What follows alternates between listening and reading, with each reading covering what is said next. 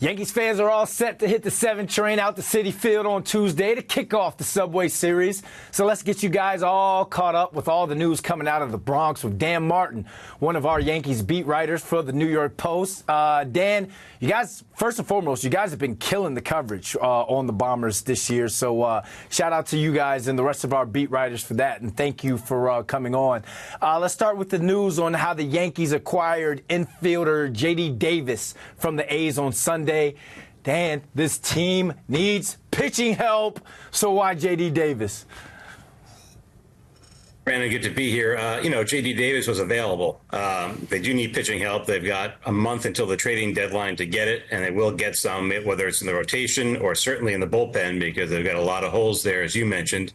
But right now, J.D. Davis, he was released by the A's, so he was available, designated for assignment. So the Yankees were able to pick him up. And why he makes sense for the Yankees right now is that their corner infield situation is kind of a mess, with Anthony Rizzo out for 2 months with a broken arm, and then DJ LeMahieu has just not caught on offensively at third base. So J.D. Davis is a professional hitter, so they can throw him in there, especially against left-handed pitching.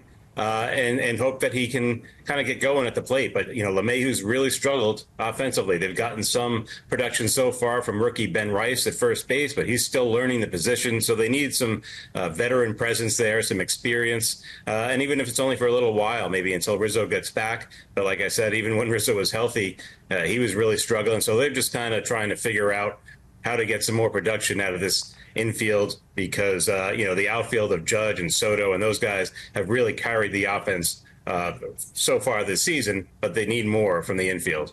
Okay, it was a plug-and-play type move, so now I'll kind of digress on that and say Brian Cashman, great move bringing in some vet help.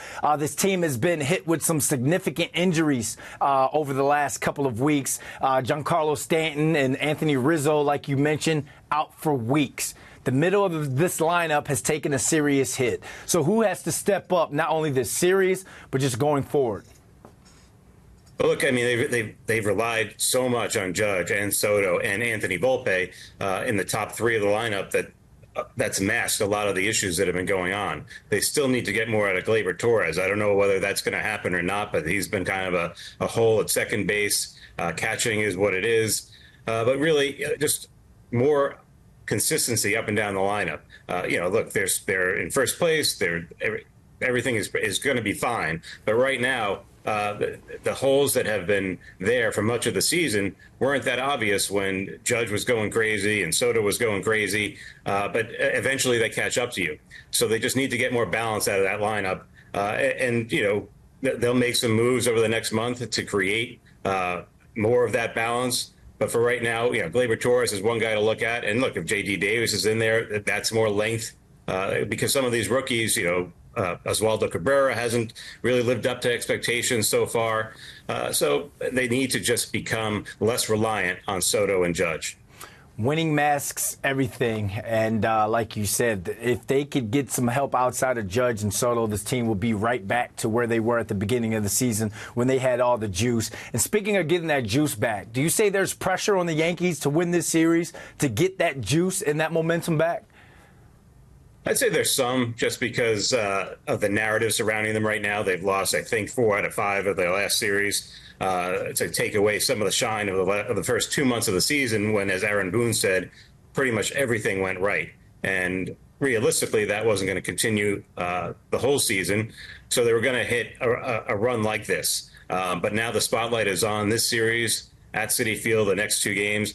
Look, if they get swept in a 2-game series, that's not going to look good just from our perspective. In the grand scheme of things, it's 2 games. But really, they've just got to get themselves back together. You mentioned Stanton being hurt. They could ideally would have had Jason Dominguez ready to bring up around now. He was playing very well, but he's out for weeks in the minor leagues with an injury. So it's just kind of one thing after another right now. If you're going to have a stretch like this, it's probably not the worst time to have it, because you have time before the trade deadline to address some of those things, and then to get guys healthy for the stretch run, which is really what they're worried about. And I think that, look, 2 games against the Mets right now, they're big.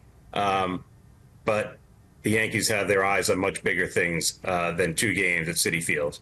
Yeah, it's kind of weird with me saying this, but the adversity that they're hitting has the best team in baseball ready to prove and show that they're the best team in baseball. So adversity in sports, man, it's a good thing at sometimes. Dan Martin, thanks for jumping on with us, man. Thanks, Brandon.